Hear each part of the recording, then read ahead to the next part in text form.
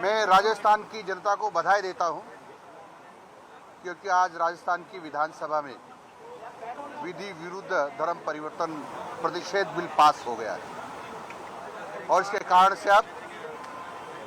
जो जबरदस्ती, प्रलोभन, बलात्कार और अन्य कारणों से जो धर्म परिवर्तन कराते थे वो बिल्कुल प्रतिबंध हो गया है और जो उसका उल्लंघन करेंगे उसके ऊपर कड़ी से कड़ी कार्रवाई की जाएगी, यानी आजीवन कारावास तक का प्रावधान इसमें किया गया है। एक जो आपने प्रोविजन किया कि ऐसी क्यों जरूरत पड़ी कि उसमें लिखा गया कि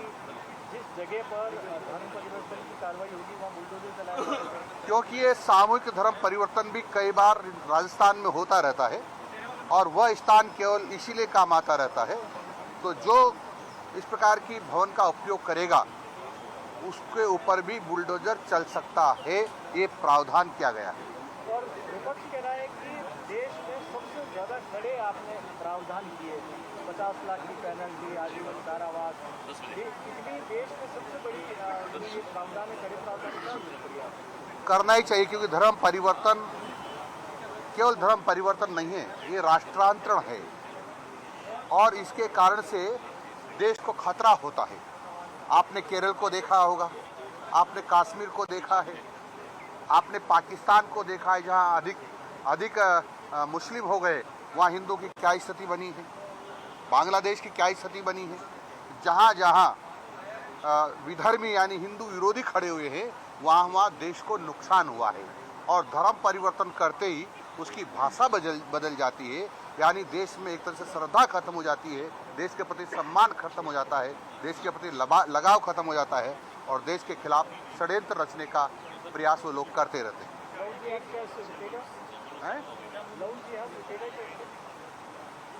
लव जिहाद भी एक धर्म परिवर्तन कराने का एक षड्यंत्र है। मैं समझता हूँ जो इस प्रकार के कृत्य करेंगे उनको, मैंने कहा पहले भी कहा कि कड़ी से कड़ी कार्रवाई होगी और बड़ा से बड़ा दंड मिलेगा, जिसमें आजीवन कारावास तक है। एक इसमें क्लॉज है कि प्राचीन मूल धर्म में वापसी पर ये धर्मांतरण कानून लागू नहीं होगा, इसका क्या? बिल्कुल नहीं होगा कि जैसे मैं हूँ, मैं मुसलमान बन जाता हूँ या ईसाई बन जाता हूँ, वापस यदि मेरे धर्म में मैं आना चाहता हूँ तो मुझे मेरे ऊपर कोई कानून लागू नहीं होगा। लेकिन जो लोग मूल में जो हजारों साल पहले से जिनकी पीढ़ियाँ जिस धर्म की है और वो आज धर्म परिवर्तन करना चाहता है तो उस पर लागू होगा। सत्ता पक्ष का विपक्ष का कहना है कि अपना राजनीतिक स्वार्थ साधने के लिए ये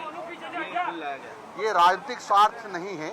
ये देश की मजबूती के लिए है, देश की रक्षा के लिए है और देश के सम्मान के लिए है। ये बिल लाया गया है ताकि धर्मांतरण न हो और लोग राष्ट्रांतरण की तरफ न बढ़े।